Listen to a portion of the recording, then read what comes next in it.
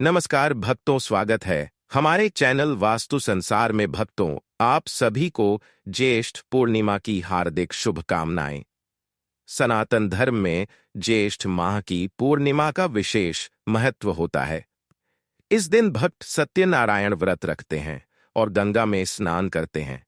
मान्यता है कि इस दिन गंगा स्नान करने से जीवन के दुख और परेशानियों से मुक्ति मिलती। लेकिन इस साल ज्येष्ठ पूर्णिमा की तारीख को लेकर थोड़ा भ्रम है, तो इस वीडियो के जरिए हम जाएंगे कि साल 2025 में ज्येष्ठ पूर्णिमा किस दिन पड़ेगी, व्रत कब किया जाएगा, स्नान और दान किस दिन होंगे, इनका शुभ समय क्या रहेगा, पूजा का मुहूर्त कब है, पूर्णिमा तिथि कब शुरू और समाप्त, राहु काल का समय क्या रहेगा और चंद्रमा के दर्शन किस समय होंगे, व्रत कैसे रखा जाए, सत्यनारायण भगवान की पूजा कैसे की जाए, इस दिन क्या करें और किन बातों से बचना चाहिए, व्रत का पारण कब और कैसे करना है। इन सभी सवालों के जवाब इस वीडियो में आपको मिलेंगे। लेकिन वीडियो शुरू करने से पहले आपसे निवेदन है कि अगर आपको वीडियो थोड़ा भी अच्छा लगे तो कृपया एक बार लाइक जरूर करें, क्योंकि आपका एक लाइक हमारे लिए बहुत मायने रखता है।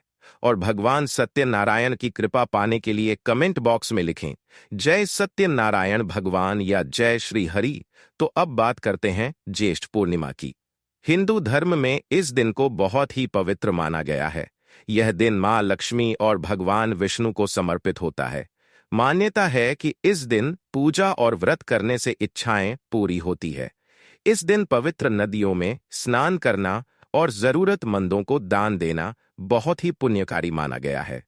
ज्येष्ठ पूर्णिमा को चंद्रमा की पूजा करने से कुंडली में मौजूद चंद्र दोष कम होते हैं। अगर कुंडली में चंद्रमा की स्थिति ठीक नहीं है या उसकी दशा चल रही हो तो इस व्रत से उसके प्रभाव में भी कमी आती है। श्रद्धा और सामर्थ्य अनुसार इस दिन अन्न, कपड़े और धन का दान करना बहुत शुभ माना जाता है।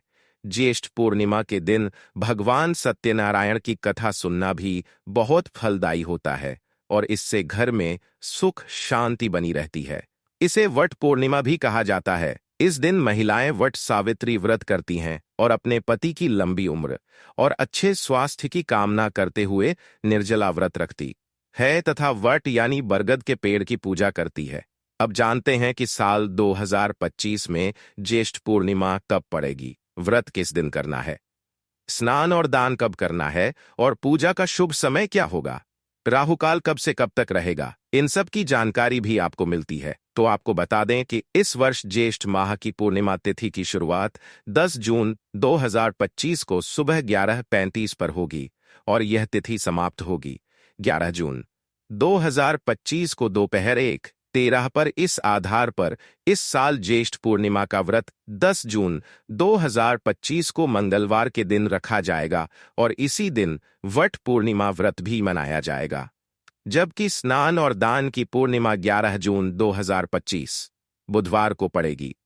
अब बात करें पूजा के शुभ समय की, तो 10 जून को पूजा का अच्छा समय सुबह 8:52 से दोपहर 2:05 तक रहेगा। इसी दिन अभिजीत मुहूर्त सुबह 11:49 तक होगा। इस दिन सूर्योदय का समय सुबह 12, वहीं राहुकाल दोपहर 3:50 से शाम 5:34 तक रहेगा। भक्तों, राहुकाल में पूजा पाठ करने से बचना चाहिए। अब बात करते हैं स्नान और दान के शुभ समय की। आपको बता दें कि ब्रह्म मुहूर्त में स्नान करना सबसे शुभ माना गया है और 11 जून को ब्रह्म मुहूर्त सुबह 4:02 से है 4:42 तक रहेगा। चलिए अब जानते हैं कि ज्येष्ठ पूर्णिमा के दिन किन बातों से बचना चाहिए। इस दिन भूलकर भी मांसाहारी या तामसिक चीजों का सेवन नहीं करना चाहिए। बाल और नाखून नहीं काटने चाहिए। किसी से झगड़ा, विवाद या अपशब्द बोलने से बचें। साथ ही नशा और जुआ जैसे कार्य भी इस दिन नहीं करने चाहिए। इस दिन काले कपड़े पहनने से भी बचना चाहिए, क्योंकि यह नकारात्मक ऊर्जा को आकर्षित कर सकता है और आपके कामकाज या व्यापार पर गलत असर डाल सकता है।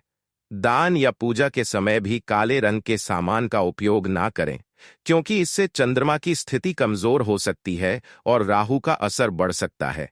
भक्तों, पूर्णिमा के दिन 2 तरह से व्रत किया जाता है।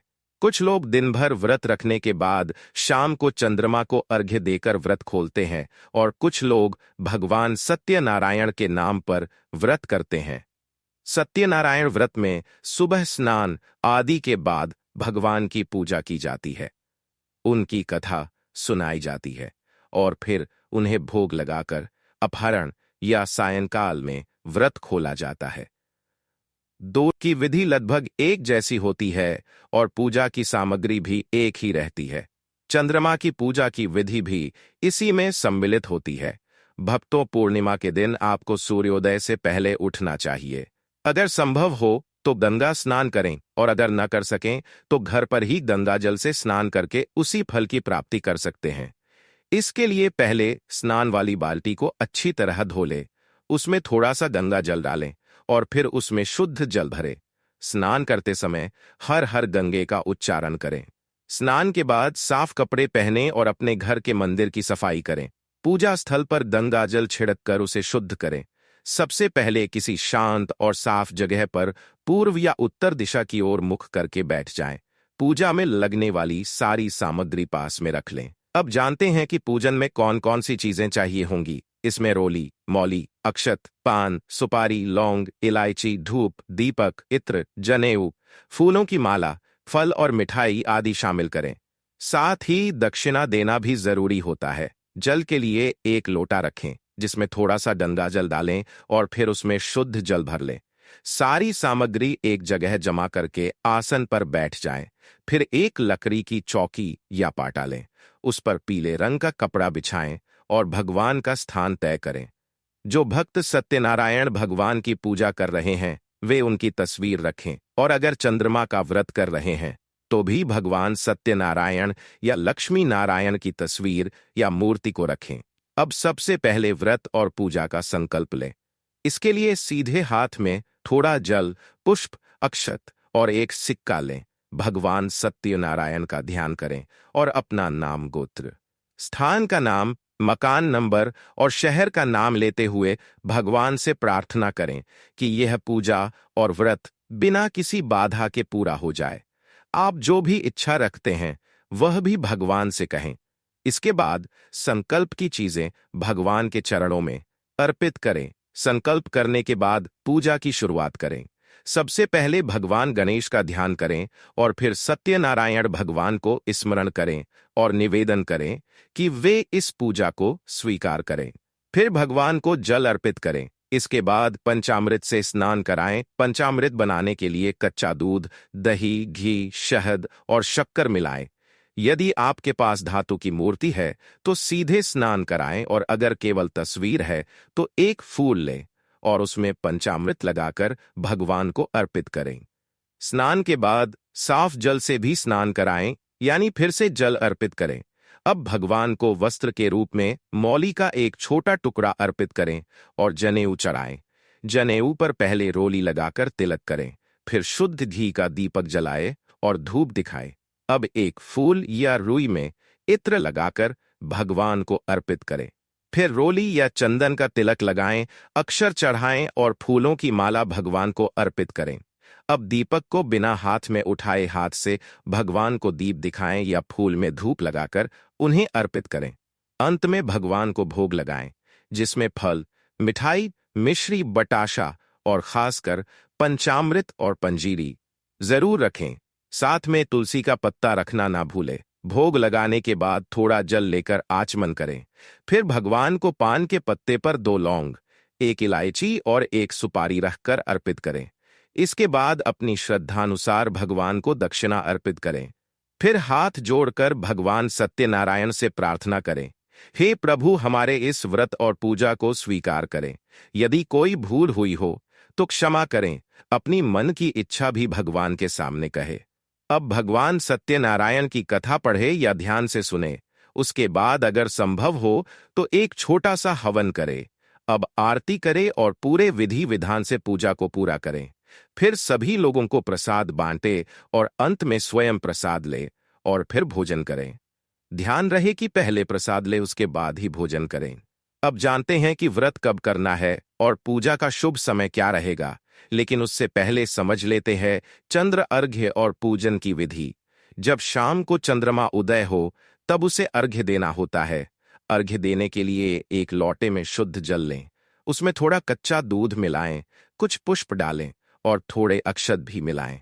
फिर यह जल चंद्रमा की ओर अर्पित करें और साथ ही ओम चंद्राय नमः मंत्र का जाप करते हुए अर्घ्य दें। अब धूप और दीप से चंद्रमा को पूजन करें और सफेद मिठाई का भोग लगाएं। फिर हाथ जोड़कर चंद्रदेव से अपने परिवार की सुख शांति और समृद्धि के लिए प्रार्थना करें। चंद्र पूजन के बाद आपका व्रत पूरा हो जाता है और अब आप व्रत का पारण करें। पहले प्रसाद ग्रहण करें और फिर फलाहार या सात्विक भोजन करें। पूर्णिमा के दिन चंद्रदेव से संबंधित चीजों का दान करना शुभ होता है। इस दिन चावल, चीनी, दूध, सफेद कपड़े, मोती या चांदी आदि का दान करें। तो दोस्तों, यदि यह जानकारी उपयोगी लगी हो तो कमेंट में जय सत्यनारायण भगवान जरूर लिखें। अगर वीडियो थोड़ा भी अच्छा लगा हो तो कृपया लाइक करें, शेयर करें और साथ ही ज्ञानवर्धक टेल्स चैनल को सब्सक्राइब जरूर करें। भक्तों, अगर आप धन संबंधी समस्याओं से परेशान हैं और मां लक्ष्मी तथा भगवान विष्णु की कृपा पाना चाहते हैं तो कमेंट बॉक्स में लिखे जय मां लक्ष्मी, कृपया हम पर और हमारे परिवार पर कृपा करें और हमारे सारे दुख दूर करें। और हाँ, हमारे चैनल को सब्सक्राइब करना